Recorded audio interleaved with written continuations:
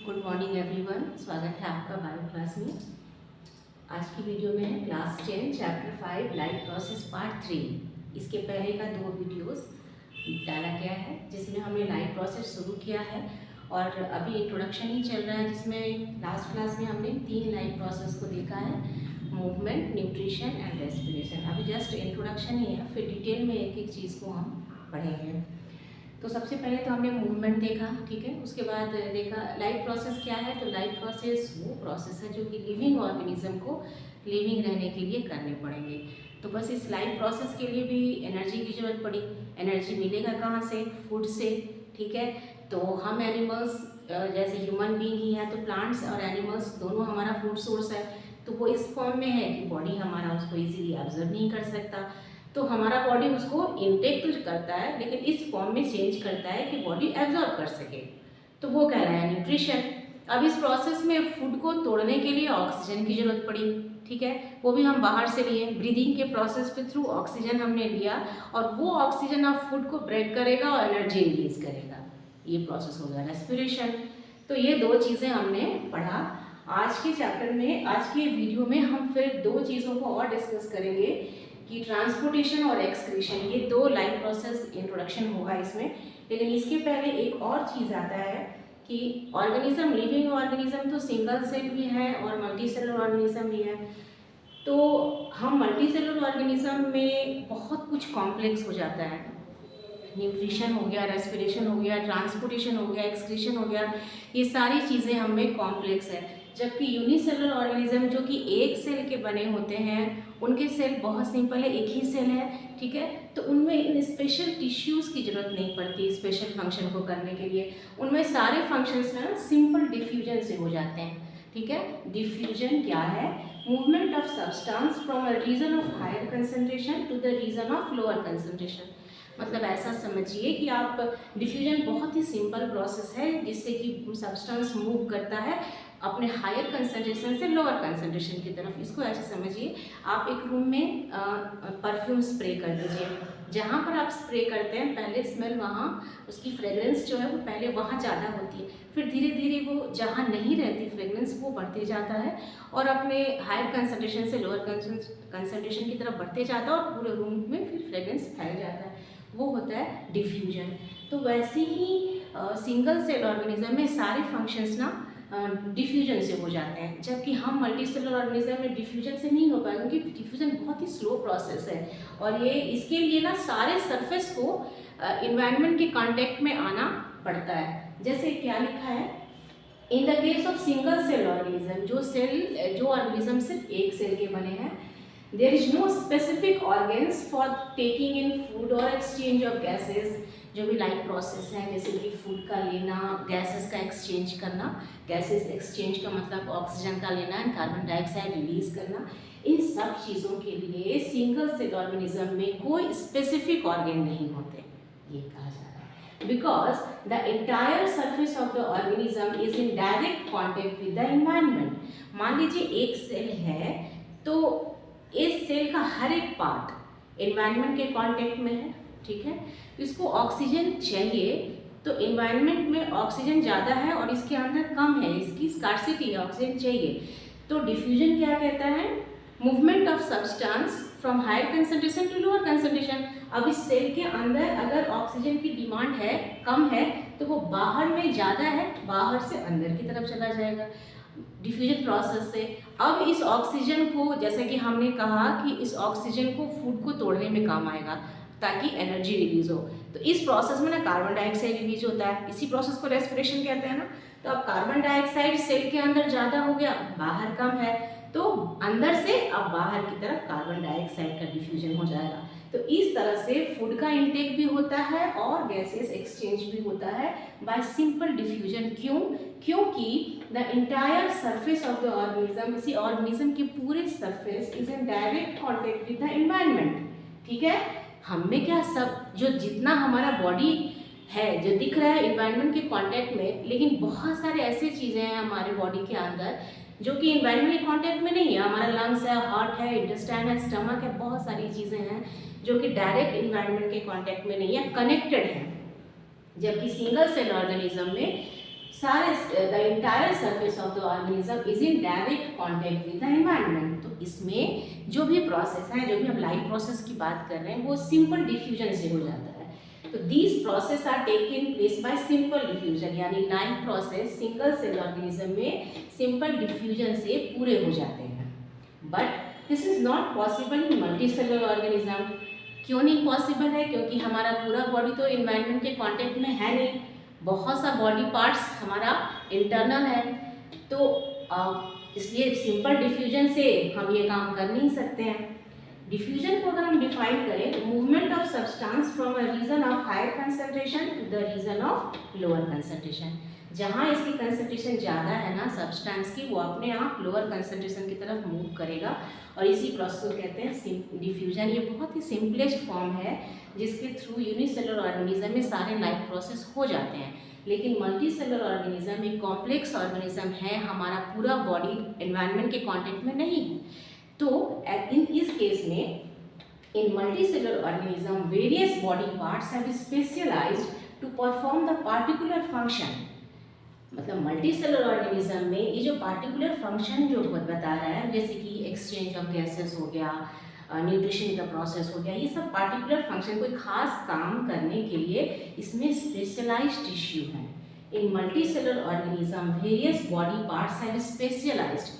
हमारे बॉडी के बहुत सारे पार्ट्स जो हैं वो स्पेशलाइज किए गए हैं स्पेशल फंक्शन को करने के लिए, है ना। स्पेशल फंक्शन जैसे न्यूट्रिशन, ठीक है। जब हम आगे पढ़ेंगे तो देखेंगे कि फूड कहाँ कहाँ से होते हुए हमारे शरीर में जाता है, कहाँ को पूरी तरह से एब्जॉर्ब कर लिया जाता है। तो जितने भी पार्ट्स न्यूट्रिशन में लगे वो सभी न्यूट्रिशन के लिए स्पेशलाइज्ड टिश्यू हो गए, है ना। जैसे माउथ हो गया, फूड पाइप हो गया, देन स्टमक हो गया, ठीक है। तो ये सारी चीज़ें, फिर large intestine, small intestine, large intestine, सारी जगहों से जो फूड पार होगा उसका डाइजेशन होगा, एब्जॉर्प्शन होगा, तो वो जितने भी पार्ट्स हैं ना वो सभी स्पेशलाइज्ड टिश्यू कहलाएंगे और वो स्पेशल फंक्शन को करेंगे। वो फंक्शन क्या होगा? न्यूट्रिशन होगा। आगे जाकर हम इसी चीज़ को फिर से डिटेल में पढ़ेंगे कि हम ब्रीदिंग नोज से किए, ऑक्सीजन हम लिए और वो ऑक्सीजन फिर विंड पाइप से होते हुए हमारे लंग्स में गया, ठीक है। लंग्स में तो ऑक्सीजन है, उसने एब्जॉर्ब कर लिया, ठीक है। तो लंग्स क्या हो गया? हमारा स्पेशलाइज्ड टिश्यू हो गया for the exchange of gases, क्योंकि लंग्स से ही ऑक्सीजन फिर पूरे बॉडी में जाएगा, सेल उसको यूज करेगा फूड को तोड़ने में और रिटर्न में वो कार्बन डाइऑक्साइड वापस लंग्स में ही लाएगा। तो लंग्स क्या है? लंग्स को स्पेशलाइज्ड टिश्यू हो गया एक्सचेंज ऑफ गैसेस है, लंग्स से फिर बाहर जाएगा, जिसको हम एक्सहेल करते हैं, यानी कार्बन डाइऑक्साइड बाहर निकालते हैं।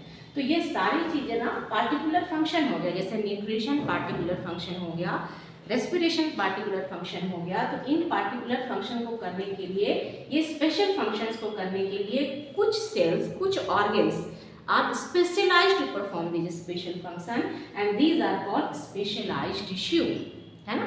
टिश्यू का मतलब क्या होता है? ग्रुप ऑफ सेल्स, है ना। तो स्पेशलाइज्ड टिश्यू होते हैं जो कि स्पेशल काम को करते हैं। These specialized tissue perform specialized function like uptake of food or exchange of gases। ये तो क्लियर है कि यही स्पेशलाइज्ड टिश्यू कुछ स्पेशल फंक्शंस को करते हैं, स्पेशलाइज्ड फंक्शन को करते हैं, जैसे कि फूड को लेना, जैसे न्यूट्रिशन, रेस्पिरेशन, ये सभी स्पेशल फंक्शंस हैं जो कि मल्टीसेलुलर ऑर्गेनिज्म में स्पेशलाइज्ड टिश्यू के द्वारा ही किए जाते हैं, ठीक है। यहाँ तक क्लियर है कि यूनिसेलुलर ऑर्गेनिज्म में सारे लाइफ प्रोसेस डिफ्यूजन के थ्रू हो जाएंगे, क्योंकि वो सिंपल है, सिंपलेस्ट फॉर्म ऑफ ऑर्गेनाइजेशन है, उसके बॉडी के सरफेस पूरे जो है वो एनवायरनमेंट के कांटेक्ट में है, तो सिंपल डिफ्यूजन से सारे काम हो जाएंगे। लेकिन मल्टीसेलुलर ऑर्गेनिज्म एक कॉम्प्लेक्स ऑर्गेनाइजेशन है जिसमें हर काम को करने के लिए स्पेशल टिश्यूज ऑर्गेनाइज्ड हैं काम करने के लिए, और वो स्पेशल टिश्यू स्पेशल फंक्शंस को परफॉर्म करते हैं। स्पेशल फंक्शन की बात, यानी जितने लाइफ प्रोसेस, न्यूट्रिशन, रेस्पिरेशन जो अभी तक हमने पढ़ा, वो सारी चीज़ें स्पेशलाइज्ड टिश्यू के द्वारा ही मल्टीसेलुलर ऑर्गेनिज्म में होंगी। आगे क्या है? All the special functions are taken at one place या one part of the body, ठीक है। मैंने क्या कहा कि ठीक है, जो भी स्पेशल फंक्शंस हैं वो एक बॉडी के एक पार्ट में हो रहे हैं, ठीक है। मान लीजिए कि जैसे मैंने न्यूट्रिशन कहा, तो न्यूट्रिशन तो हमारा जितना भी इंटेस्टाइन तक पहुंचा, माउथ से लेकर इंटेस्टाइन में एब्जॉर्प्शन ऑफ फूड होता है, ठीक है। तो लेकिन इंटेस्टाइन में बॉडी फूड एब्जॉर्ब हो गया, लेकिन वो एक पार्ट में हुआ, वो फूड का जो एनर्जी है वो सारे पार्ट तक जाना है ना, सारे सेल तक जाना है। कि ऑक्सीजन का लेना, ऑक्सीजन कहाँ पर लिए, लंग्स में लिए, लेकिन केवल लंग्स तक अगर ऑक्सीजन रह गया तो काम चल जाएगा? नहीं, तो सारे उस ऑक्सीजन को हमारे बॉडी के हर एक सेल तक पहुँचना है ना। तो यही कह रहा है कि जितने भी स्पेशलाइज्ड फंक्शन है वो हम मल्टीसेलुलर ऑर्गेनिज्म में एक one part of the body में ही होते हैं। सबके अलग अलग पार्ट हैं, न्यूट्रिशन का अलग है, रेस्पिरेशन का अलग है, तो ठीक है ये लोग एक पार्ट में होते हैं। जैसे लंग्स में ऑक्सीजन आया तो सिर्फ लंग्स तक रहने से तो काम नहीं चलेगा ना, उसको हर एक सेल तक पहुंचना है। तो वही कह रहा है कि all the special functions are taken at one part of the body while all parts of the body need them, है ना। एक पार्ट में हुआ जबकि बॉडी के अदर पार्ट्स को भी उनकी जरूरत है, तो क्या एक और नीड आती है क्या? This situation create a need for the transportation. Transportation का मतलब हम जनरली क्या समझते हैं? एक जगह से दूसरे जगह तक ले जाने वाली सुविधा जो है वो ट्रांसपोर्टेशन सिस्टम कहलाती है। तो जैसे हम शहर या दूसरी जगह जाने के लिए बहुत सारा ट्रांसपोर्टेशन यूज़ करते हैं, है ना। तो बॉडी के अंदर भी फूड को, ऑक्सीजन को ले जाने के लिए ट्रांसपोर्टेशन सिस्टम की जरूरत पड़ती है। अब ये क्या कहा कि while all parts of the body need them, एक जगह तो स्पेशलाइज्ड फंक्शन हो गया, ऑक्सीजन आ गया, लेकिन ऑक्सीजन की जरूरत पूरे बॉडी में है। तो यहाँ पर एक अलग सिचुएशन की डिमांड हो जाती है, वो क्या हो जाती है? ट्रांसपोर्टेशन सिस्टम की, है ना। बॉडी के अंदर ट्रांसपोर्टेशन सिस्टम की डिमांड हो जाती है, carrying food and oxygen from one place to another place in the body, है ना। तो ये जो प्रोसेस कहा कि ठीक है स्पेशलाइज्ड टिश्यू है, स्पेशल फंक्शन को करते हैं, लेकिन बॉडी के किसी एक ही पार्ट में करते हैं। अब उस बॉडी के उस पार्ट तक ही केवल ऑक्सीजन या फूड रहे तो पूरे बॉडी पार्ट का काम नहीं चलेगा। उस ऑक्सीजन को बॉडी के अदर पार्ट तक भी जाना है, जिसकी वजह से ट्रांसपोर्टेशन सिस्टम की जरूरत पड़ी। तो ये जो ट्रांसपोर्टेशन है ये भी क्या है? एक लाइफ प्रोसेस है ना। यानी ऑक्सीजन है, फूड है, जो पूरे बॉडी के अंदर हमारा जो फ्लो करेगा वो ट्रांसपोर्टेशन सिस्टम के थ्रू फ्लो करेगा। आगे जाकर हम बहुत अच्छे से इसको डिटेल में भी पढ़ेंगे और बहुत मज़ा आने वाला है इन सब चीज़ों को पढ़ने में कि कैसे ट्रांसपोर्टेशन हो रहा है, कैसे डाइजेशन हो रहा है, कैसे रेस्पिरेशन हो रहा है। तो ये जो ट्रांसपोर्टेशन सिस्टम की जरूरत इसलिए पड़ी क्योंकि सारे स्पेशलाइज्ड फंक्शंस एक जगह हो रहे हैं और उनको दूसरे जगह तक पहुंचाने के लिए एक सिस्टम की जरूरत पड़ी। वो क्या कहलाया? ट्रांसपोर्टेशन सिस्टम, जो कि फूड एंड ऑक्सीजन को बॉडी के अंदर ही एक जगह से दूसरे जगह तक ले जाएगा। तो ट्रांसपोर्टेशन क्या हो गया? हमारा लाइफ प्रोसेस हो गया। ठीक है। अब है व्हेन केमिकल रिएक्शंस अकर। अब जितने भी लाइफ प्रोसेस हो रहे हैं ना उस सब में कॉम्प्लेक्स केमिकल रिएक्शंस होते हैं, शुरू से भी हमने पढ़ा है। तो अब ये कहें कि जब ये chemical reactions occur inside the body they create byproducts that are not only useless but could even be harmful.